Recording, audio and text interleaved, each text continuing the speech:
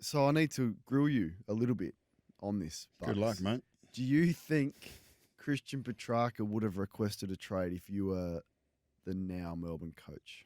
I don't know. I didn't speak to Christian, so I don't know the answer to that. And the conversations I had with Melbourne are relatively should maintain sort of between them and I suppose. But what I can say is there seemed like there was an appetite for change through the playing list from Driven by the club? through the leadership and Alan Richardson, director of footy, was the guy running the process, and obviously Brad Green's been involved there, and they were the guys that have been there in the last 3 or 4 or 5 years and have presided over the decisions that Melbourne have made for right and wrong. And there seemed like there was an appetite to, if players did want to be there, not to hold them, because I think that had happened on occasions. I think that's the right approach. Absolutely. Yeah, I don't think you should have to convince players to play for your organisation. That doesn't mean that you don't take some responsibility as a club for being in that position, whether it's performance on field or whether it's environment in the club itself.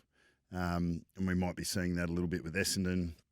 We see it with clubs here and there. And on the flip side, you look at Brisbane, you think, well, it sounds like everything's peachy up there. And even Geelong, who do everything really well. There's a reason why clubs don't succeed and don't maximise their attributes. But if you're a Christian Petrarca and you're having a look, Melbourne say the right thing, as Essendon have with Zach Merritt. You say, well, no, they're contracted players and they're not going anywhere. Charlie Curnow.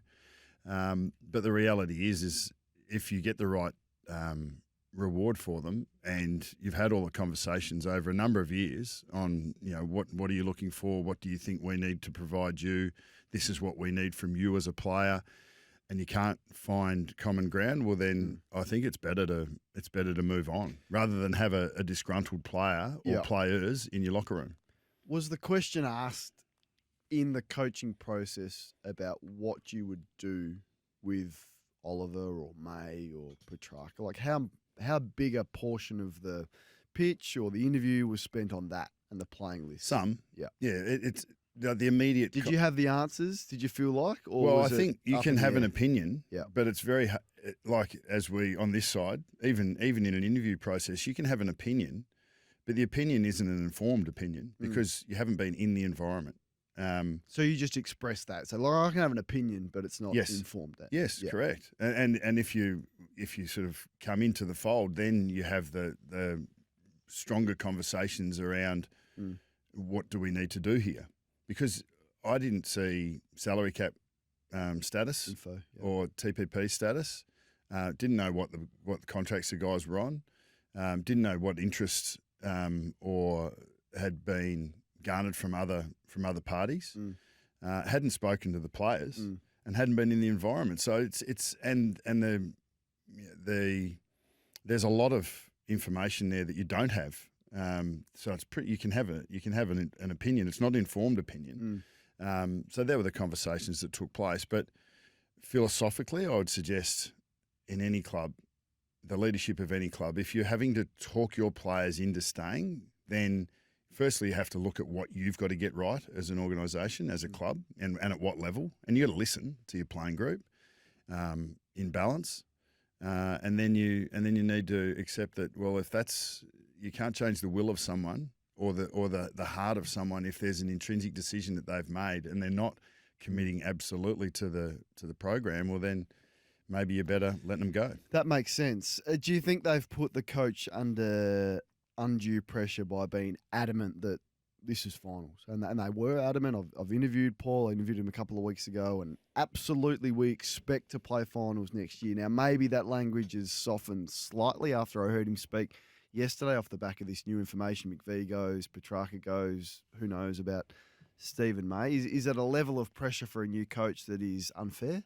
No, I don't think playing finals is a high watermark. I think that's an aspiration of all 18 clubs. I don't think you're going to get anyone that says they don't want to play finals at the end of the year. So some of those comments are made at the time to appease the supporter base or even even the corporate partners of a club, because they are both very important stakeholders in being able to build momentum around a campaign or a program. Yep.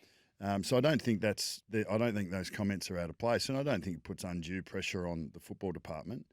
And you talk about the senior coach. I mean, Stephen King is going to be a first-time senior coach. He's going to need a lot of support, as any senior coach does. We've spoken about, we've heard Danny Daly talking about Chris Fagan, Phil Smythe, the assistant coaches, and how important they all have been to put this program together. But we always go to the senior coach. Stephen King will be green in the role, and he'll find it very different from what he's done up to anything that he's done in football up to this point. And he'll need great support from above and around him to be able to get the job done, to be able to do his job well. And it'll fall to him, won't it? Success or failure. It always does with the senior coach, but there's far more people involved in that. Jamarra Ugle-Hagan landed in Queensland yesterday, presumably to catch up with Gold Coast and Damien Hardwick. I just need to hear from him that this means a lot. Now, I can't get inside his head, and I understand there's some troubles there, clearly, but I don't think he fully reconciles the fact that this is his last shot, Bucks. This may be the only option that he's got to revitalise a career that maybe, weeks away from ending. When do you know what player is worth a risk and what he's not? And what do you think Damien Hardwick is weighing up right now? Well, in retrospect, that's when you really know whether the risk was worth it or not. I think we all, or leaders, will have a philosophy on how much of a risk they're prepared to take on character and behaviour versus talent. And I think the better organisations, the more consistent organisations over time, will always prioritise character and leadership over talent. And they will be really cautious and careful and considered around the people that they bring into their environment, because one drop of iodine in 10 litres of water, it infects everything. So you've got to keep that in mind. If I was giving Jamarra advice, it's not, he can say anything. Yeah. So when you say I want to hear from him, he can say anything. Yeah. Anyone can say anything. But it's what are you actually doing? If I was a club that was keen on him, like the Gold Coast now, I'd be having these conversations, but I'd be thinking about 2027. I wouldn't be thinking about 2026. I'd be saying, we want you, and we want to give you a chance to redeem your AFL career, but we need to see 12 months of demonstrated commitment to football, of going back to the well and getting your hands dirty for a period and starting again. And that doesn't happen from one conversation and your next contract just gets signed and then you're in. It's a demonstration to us that you're prepared to crawl over broken glass a little bit for your career and that you have, and therefore you will have gratitude for that rather than just flipping from one to the next. That's where I reckon that's about the only way that you know how committed an individual would be in this circumstance, because we've seen it so many times before. It's like, oh, I'm still getting paid the same money. It's just another club. He could head down exactly the same path with his next organisation. Yeah. No good for them and no good for him. So it's a bit of hard yards, a bit of tough love early. Now, whether he would agree to that is another thing. That may make the decision for them. Well, yeah, if I'm like, I understand how enticing it might be to even, he might actually be recruited on something like that and say that we don't see you as a player in 2026, but we want to give you an opportunity to earn your way back to an AFL career. You are on our list, but we want you to do X, Y, and Z, and it might be over a course of a pre-season, and there'll be a whole heap of triggers, heavily conditional contracts. So there's plenty of different ways to skin that cat, so to speak. But it would be buyer beware, absolutely. I mean, and that's without knowing exactly what Jamarra's circumstances are. I only hear drips and drabs through the media, and that may be some of it, it may be all of it, it may be wrong, it may be right. So you've only got to deal with people as you see them. Let's move to your old club, Collingwood. They appear at an interesting spot where they've tried to be responsible with their list management and go, well, players such as Jamie Elliott, he's 33. We need to be responsible with the contract that we give him, considering his age and the like, and the fact that we need to prioritise our payments to the players that are in the prime of their careers. But now it is sort of staring them in the face to go, well, the possibility to lose Hill, lose Elliott, lose Myercheck, and what that forward line will look like next year when they are right smack bang in the window of trying to win a premiership now. How have you observed the way that they've gone about their list management and the way that Justin Leppich is sort of juggling this contract situation? Well, the only way that I would understand it is to take the lead from the stories that come through, and they haven't been favourable, and it hasn't been positioned positively for Collingwood or for Justin Leppich for that matter. I don't know how much of that is right or wrong. I think common sense would suggest that the Pies without Jamie Elliott in 26 and 27 are going to be less of a chance of winning the premiership than if they had him. Yes. So maybe that decision alone says, okay, do you feel you're in regeneration mode, or do you feel you want to have a crack in 26 and 27? Because he's had the best year of his career. Yes, he's 33. So would you give him 3? Say if the decision to stay is 2 versus 3, he's 33. Do you give him the extra year? These are the correct. And this is all the stuff that we don't know. But like, knowing Jamie, he's not a player that Collingwood would have thought as a flight risk, and maybe that explains why he was lowballed, if in fact he was lowballed. Yes. And I think that we were talking about Christian Petrarca before. It doesn't just happen last week. Like this builds up over a number of years. I think the Jamie situation has probably built up, seems to, and would have built up over a couple of months, 2 or 3 months. And that's under the ether until it's not. And Jamie, I wouldn't have thought would ever have left Collingwood. Well, not many do. No, just because I just know him as a young man. He is loyal. Yep. He is committed to the club. He enjoys safety, security, and predictability.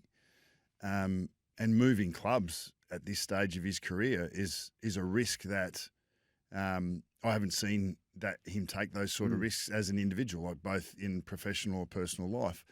And he's very private person, so he would have to sort of start again up at Gold Coast, which he may or may not have developed and matured to the point where, hey, this is good for me as much as it's good for my football. But it's definitely it seems like it's got to a position where he's now actually he's looked over the fence, he's had a look, and he's thinking, well, what do I do here? And the finances have to play a role here. But in the end, it's an individual does have a choice of what they do in their career. It's finite, and the club have probably created this position in some sense. And having worked with you, a player that you love more than any other is Brodie Myercheck. Do you feel the same about that? Yeah, Checkers, this year was really different for him. He's normally a player that gets banged up anyway, but you just don't see it because he's just running around, and he'll cop a hit that others will go off with, and he'll dust it off and then just keep going, and then throw himself into a pack 60 seconds later. So I saw him. He wasn't shrugging him off this year. So he and the club would be aware of whatever those injuries were that he was carrying, and whether he could regenerate over an off season and come again. They've got Charlie West underneath, who they really rate, who's a mini Checkers in some ways, and these are the decisions a club needs to make. I think Geelong have made them well, Hawthorn made them well, Brisbane have made them well over the time. The successful clubs just know when to, and they don't always get it right either, but know when to roll over. If I'd have got to Melbourne, or if I was coaching an organisation and Checkers was available, you would have looked at him? Oh, you'd get him over. Really? Yeah, you'd just get him over just because of his character, the way that he goes about it, the way he trains, his attitude, his selflessness. I think he's a great team man. I know he's a great team man, and if Collingwood will miss him in some shape or form if he goes, and whoever he goes to will get benefit from him on and off the field. Mitch Cleary reporting last night that today it will be announced that there'll be a $4 million sign-on bonus outside of the salary cap to, I guess, create the list or help create the list at Tassie. $5. That's handy. It's a handy concession for them to have. Have you thought about how you would spend that? It's yeah, we're being a bit presumptuous here. No, we are. I'm just asking you as a media person how the best way to spend that. Okay. Well, first we're being presumptuous on that element, and then we're being presumptuous that Mitch has got it right because it hasn't come out yet. Mitch doesn't miss. No, I understand that. There'll clearly be TPP concessions and draft concessions to be able to build the list and put the playing program together. How would you spend it? So you spoke about character and those that want to be there. Is that you prioritise character over, I guess, talent? A bit of both would be nice. Well, spitballing around that. Like, what is the model? Like, is it to get as much talent as you possibly can? Is it 18-year-olds? My gut would be to prioritise gratitude over talent. You know, to have players there that feel like they owe the club, that they have this opportunity that that may not have come around. Now they're not all Moneyball picks, but I think you want to go there. You want to go to traits and what you can get from them, get from players on the football field. But you also want them to be grateful and to be able to contribute and invest absolutely everything of themselves to the club because they feel indebted to it, rather than feeling like they've been dragged down there and counting down the days until you could get traded back to the mainland. Yeah. So I think that would be a really strong element that I would suggest that the Tassie Devils consider. Obviously, Derek and Todd are in those roles, list manager and head recruiter, and they are working hard, I presume, across the industry to look at and I suppose to template a little bit about how this is going to come together. So when the AFL hand down these findings around what the concessions will be, then you can really start to go to work. The VFL next year will be a good progression. The academy setup will be important to be able to pull as many potential targets as you possibly can and have them in the program leading into a start in 28. So there's plenty of moving parts. What about Ablett goes to Gold Coast, star power makes them instantly relevant. Do they need to land someone like that? Let's say Nick Dacos or a big name at the start that will sell tickets. Not that they're going to have any trouble selling tickets because of it. It's Tassie and they love it, but to make them instantly relevant. Well, it doesn't hurt, but the thing that's going to make you relevant is attitude. You know, your brand, like what you look, the way you carry yourself on field, the way you carry yourself off the field, how consistent you are with your effort, how you go about your footy. I think that's going to be your brand. So not an individual as such, but a collective of how you present on and off the field. So I think that's got to be the first port of call. I haven't built a list before. It's like the question about Petrarca. What do you do? Like I haven't built a list, but together the leadership will need to have a really clear understanding about what the parameters are. What are the non-negotiables? How did Gary Ablett work for Gold Coast? In your mind? Well, extremely well. Yeah. I thought he's holding up his end of the bargain. He couldn't have done it any better. Yeah, and I agree. Yeah. But that didn't result in ultimate team success in that time, or I get that, or close thereafter. Because the pieces around him they probably didn't get right, and they're probably the first to admit that. So that he was one really important piece, but getting what's around him is equally as important. So my point being, in a really generic sense, is the piece at the top, that everyone the bright shiny thing that you see at the top might not actually be what is going to give you the best chance of building a successful environment and then have success on field. And that's got to be the focus. Hey, in a minute, because we're going to let you go, how big a loss is Darren Burgess for Adelaide and the role of the high-performance manager, which I think is underrated of its importance and how it's seen in and amongst, I guess, just your average general footy supporter? the head of conditioning, I think, and you would understand this, how important they are. Like, I think the contact and the connection between players and that head of conditioning is crucial. Yeah. He's the one that finds the extra 5-10% in preparation that empty out to drive you to be the very best version of yourself as a player in terms of your athletic contribution, and that's a big part of being able to perform on match days and throughout seasons. And it seems to me that Darren Burgess has been one, at the pinnacle of that, to be able to draw the very best athletically out of his players, and from a belief standpoint as well, to have them, achieving or growing beyond what they even thought was possible for themselves. So I think he's a significant loss. Yeah. Everywhere he's gone, he seems to have had that that step jump with the playing groups he's been involved in. But I still think their legacy is possible to live on in that, because once you've found new ground as a player, as an individual, as a club, you can continue to work in that space. It's but it's sort of he removes himself, and then you got to pick up the baton yourself. Hey, great work this year, outstanding. Have a nice break. Hey, love the Ballers too, mate. Oh, thank you. The next iteration of breakfast. Did you miss me? Missed you a lot. Yeah. Missed you a lot. I don't know if you did. The voice of reason. The voice of reason.